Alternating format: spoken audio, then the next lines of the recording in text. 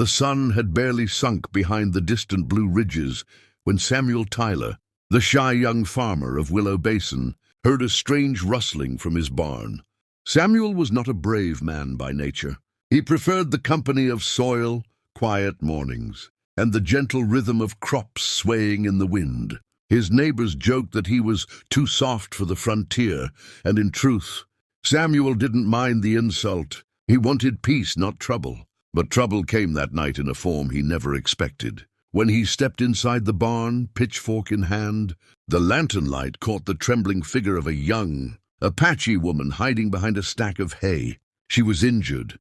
Blood streaked her arm, her breathing fast and tight. Their eyes met, and Samuel froze.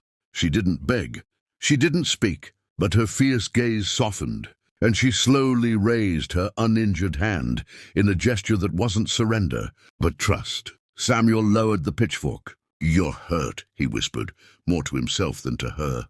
He knew the dangers. Tensions were high across the region. Apache bands were being blamed for raids they had nothing to do with, and settlers were quick to point fingers. Harboring her would be seen as treason. But Samuel saw something else, a human being in desperate need.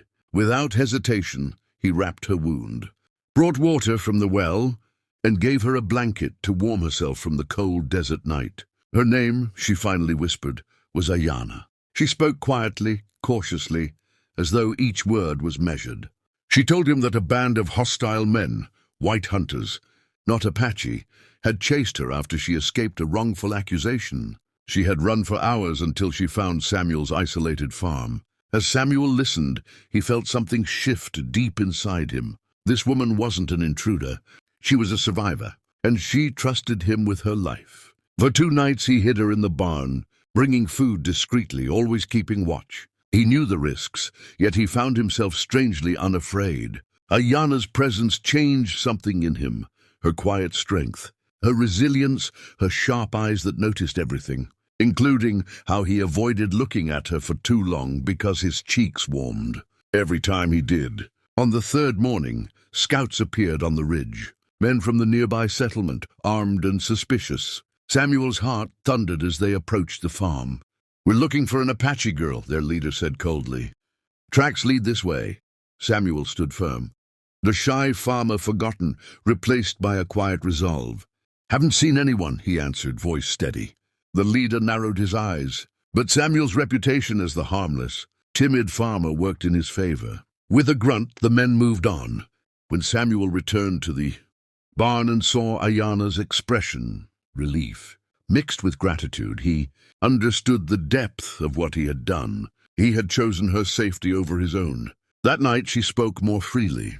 She told him of her people, their traditions, their struggles, and Samuel listened, fascinated by the richness of a world he had never understood. By dawn she prepared to leave. "My people will worry," she said softly. "I must go home." Samuel nodded, but something in him tightened painfully. He had grown used to her presence, to her calm gaze that made him feel braver than he was. As she stepped away, she looked back once. "You showed me kindness when you had no reason to. You risked more than you know. I will remember." Then she disappeared into the desert. Weeks passed. Life returned to its quiet rhythm, but Samuel felt the absence deeply. He didn't know why her memory lingered, the shape of her smile, the strength in her voice, but he found himself scanning the ridges each evening, hoping for a glimpse. The neighbors noticed he seemed distracted, a bit lighter on his feet, as if carrying a secret no one else knew. And he was.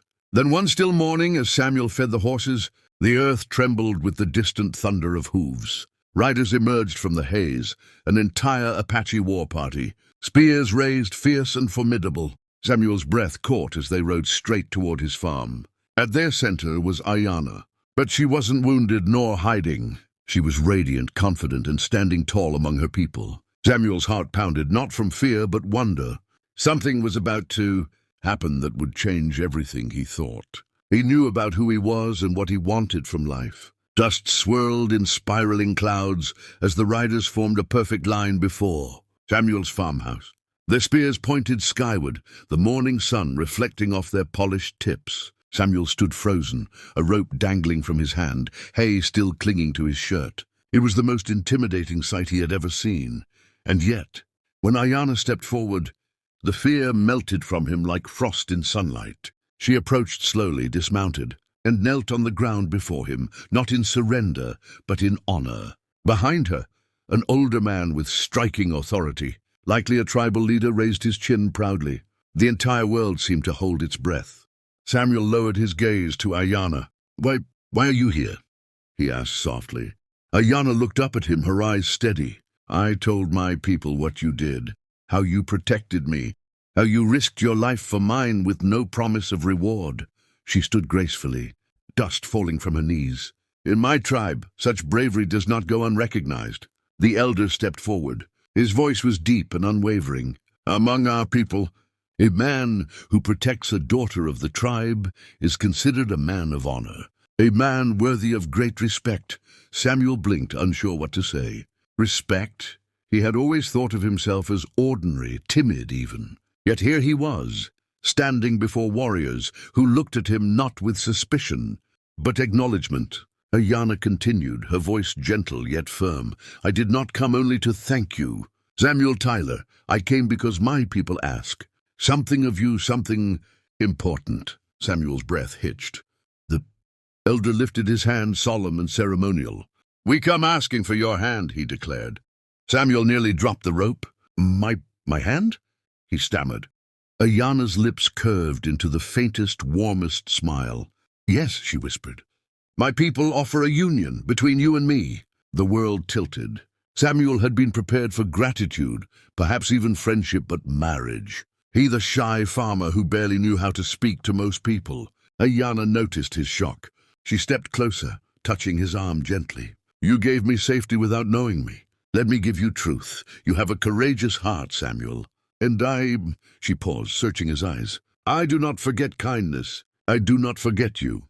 Behind them, the warriors remained silent, an unbroken line of honor and expectation. The desert wind rustled through their feathers and horses' manes. Samuel looked from Ayanna to her people, then back again. He felt small yet significant, as though the universe had opened a door he had never dared to imagine. But amid the overwhelming moment, a doubt slipped into his mind. "Would your people truly accept someone like me?" he asked quietly. "A farmer, a settler." Ayanna held his gaze with unwavering certainty. "They already have."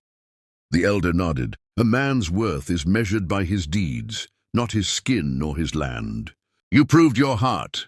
Emotion surged through Samuel's chest, relief, gratitude, awe. He realized then that Ayanna had not simply come to honor him. She had chosen him, freely, courageously, and he felt something bloom inside himself, a blooming that had begun the night he found her in his barn. Still, Samuel took a deep breath.